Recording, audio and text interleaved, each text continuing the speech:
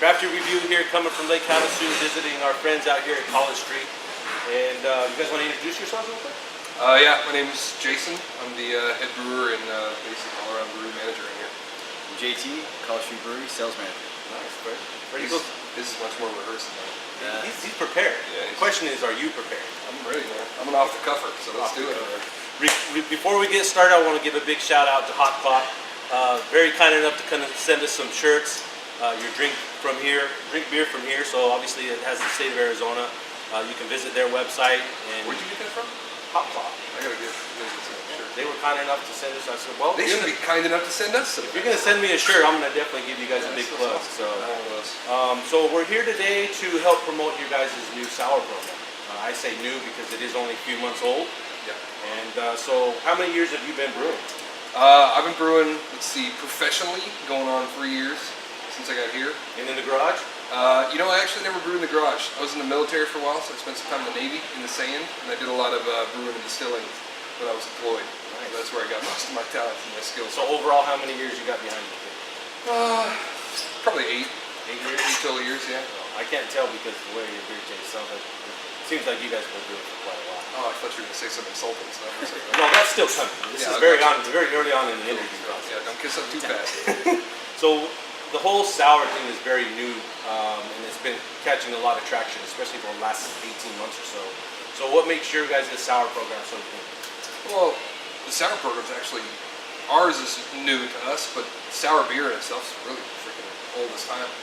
They've been doing it in Belgium with lambics and things like that, and now America's done what I think America does best when it comes to craft beer, and they grab something they find traditional and they figure out how they can make it as untraditional and different as humanly possible in one sitting. What kind of ingredients can we throw in it? What can we do that's different? And now it's finally starting to catch on where people are starting to buy the specialty bottles they're looking for on kegs and draft. People are hunting down the sour.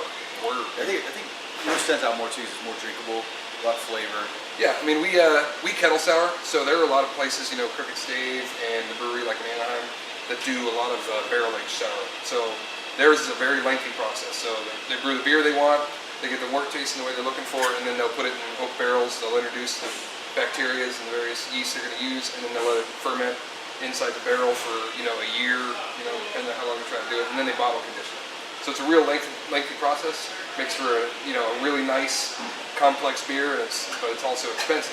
So it's not as accessible for the regular introduction craft beer type customer. Definitely more of a traditional style craft in the sense that it's not going to be hurried, and that's where it's not as commercialized. Yeah, a lot of people aren't bottling or canning it right now because they do have to directly process it. Yeah. So, and with us, we get the joy of kettle souring. So I do everything in the kettle, pre-fermentation, and then ferment it out. So 14 days, I got a sour that's ready to go. 14 days. I can put it in a can. I can put it in a bottle. I can sell that in the market, and we can advertise it and get it in the hands of people. Don't like to wait for beer. Yeah, some people do. Some people like. It's kettle sour beer isn't as complex. Granted as a lot of oak aged beers are, but it is still real good, real new, and very interesting style of beer. I think it's kind of obsession. So, touching on the sours, obviously you have your Berlin Weissers, you have your lambics, you have your ghost styles, you have your wild ales. What category does your guys' sour fall into? We mainly right now we're dealing with a Berliner style. So we do a Berliner Weiss style base beer, and then we make a couple of different sours out of it. We're working in recipe formulation to put together a Flanders. We'll put together a Flanders red, and then we're going to do some raspberry and maybe some dark cherry with also. That's on the horizon. Yeah, it's on the horizon, on the very near horizon. So talking about the kettle style brewing and the flavors that you're going to incorporate, is there a uniqueness about your guys' sour that you think you have versus anybody else? Obviously it's going to be in its own category, so that category is not necessarily unique, but are you tweaking something that kind of put your own twist on the sour? Yeah, I think our base is really original because it actually mainly starts as a wit beer. We end up souring the wit beer. So we're really nice coriander heavy, orange peel. It's got a nice citrusy quality to it, and it takes hops really well. And part of the joy of since we kettle sour is traditionally with sour beers, you can't really over-hop them on the front end because, lactobacillus and a bunch of the different bacteria they use, they don't work well with hops. It kind of hinders its growth. But since we do everything on the kettle sour side, I can dry hop the juices out of the beer and make a super hoppy. You know, the bitterness and sour doesn't go very well together. No, but I'm I sure can if get a lot of. if you have a good combination, if you have a good profile awareness of how the hops work, I'm sure you can make something that's going to be. And I get a lot of aroma, Very palate friendly. you know. And then plus the joy is working with a lot of fresh fruit suppliers. You know, get a lot of cherries out of the Washington area, out of Washington, Oregon, and some down in Michigan. You know, we can throw fresh fruit post fermentation and let it work out. And we can figure out what it's going to taste like quick. So, question for you. Beer while you're asking. Oh, go ahead. Question for you. So, College Street in general. Do you guys have some cool things happening on the horizon for College Street? Yeah, we have a lot going on. We're hitting Vegas pretty hard right now. Nevada. We're talking about New Mexico maybe here pretty soon on the horizon. Just keep hitting the streets. We hired another person. We just pounded it out. Hit the beer festivals. Hit the market. Done about presentations lately. Preparing, keeping this guy busy. And I know that you've had sours out and about, you know, just in our general acquaintances. Are you getting a lot of positive feedback on the stuff that you've taken out to Vegas and other places? Oh yeah, everybody's in love with the blueberry sour. We're talking about the cherry coming in pretty soon. That's a little ways out, but people are waiting for it already. And we're gonna hit the market with 750s, bigger bottles here pretty soon. Well, while we give this a taste, don't know if you're prepared with grain bill. You don't have to go into full depth of you know what you might have in there, but if you want to hit on a couple of grains and a couple of hops and stuff as we take a sniff and a drink. Yeah, this one's our hibiscus sour. So once again, we make that nice kettle sour base. We've changed it a little bit on this next run that we've done. So next one we've used more of a citra hop, trying to get a bit more citrus out of it on the front end to kind of go along with that sourness that comes with it. But our grain bill's, you know, really pretty basic for a wheat beer. You know, we're a 60-40 white wheat with pale malt mix. Is the pepper the pepper notes that I'm getting from the hibiscus, or is it from the wheat base? So most of the pepper and the earthiness you're going to get out of it, it's going to come from our hibiscus. We use Mount Hope, actually in Cottonwood, supplies us with dried hibiscus flowers. So we use like 30 pounds of straight flour, and we'll throw it straight in there to condition it. So it gets this color like, you know, within 24 hours it turns this nice red color. And it gets that herbal quality to it. Everybody's used to the traditional, you know, golden brown or dark style of beers. So when anybody sees these colors, they're like their curiosity boosts up. It looks very beautiful. Yeah. You know, presentation for beer, especially when it comes to snippers and stuff like this. I think that's just so different for folks that are used to a pint glass, you know, or a frosted glass, and a lot of the other beers, that, you know, commercial beers that are serving it now. But you get in here, and people are really conscious. What is that? What's it taste like? The authenticity, I like.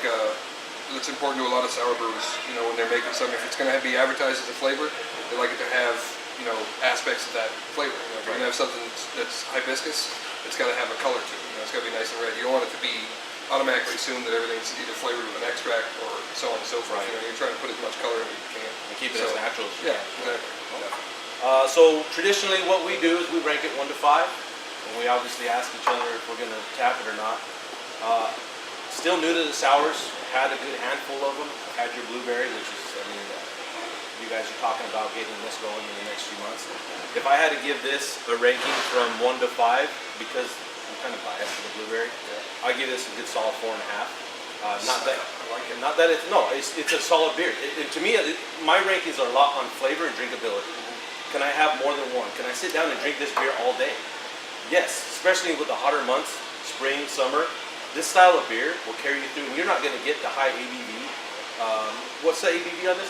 This one right here is about 4.1. 4.1, and the IBU?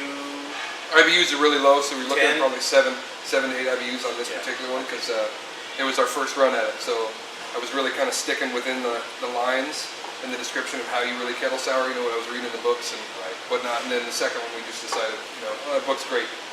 And then we threw it out and we just started going at it. So. Well, I'll definitely tap the shit out of this beer. Would you tap the shit out? Oh yeah, I tap it quite often. You made it. Yeah. Do I have to ask? No, I like it, yeah. Plus it's got the hibiscus in it, which is good for your soul. This is good for the soul. Yes, it is. So we're going to do a little something fun based on you drilling me. Not like that, but you were giving me shit last week. So we're going to do Throw the disclaimer in there. a get to know your brewer segment. Okay, rapid fire. This is quick questions, quick answers. Not everything's beer related. I know this is going to throw you for I told you my wife and kids are off limits, but go for it, man. All right, so favorite beer style? I'd have to go with a stout. Stouts. What about you, Casey? I'm a nitro guy, so Nitro. like nitro stouts. I'm big on ESBs. I like them. Do you like that velvety texture? Yeah. All right. Favorite brewery outside of College Street? That's a tough one. You're getting paid right now by College Street. Yeah, so I can't pick that one. You know what? I would probably pick up BRI. I would say we're making some modest beers right now.